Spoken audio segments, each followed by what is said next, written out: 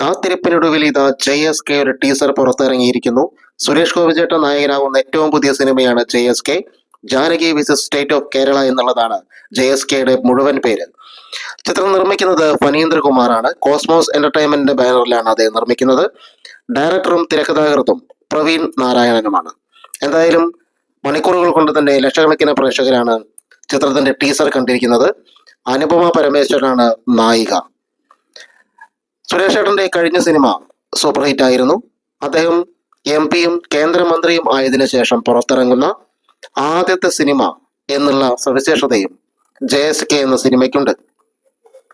സുരേഷ് ഏട്ടന്റെ സിനിമകൾ നമുക്കറിയാം എപ്പോഴും ഒരു ആക്ഷൻ ഓറിയന്റഡ് സിനിമകളായിരിക്കും.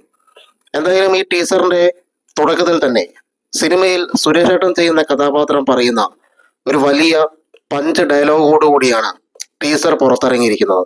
എന്തായാലും സിനിമയ്ക്ക് വീഡിയോ ജ്യൂസർ ചാനലിന്റെ എല്ലാവിധ ആശംസകളും നേരുന്നു.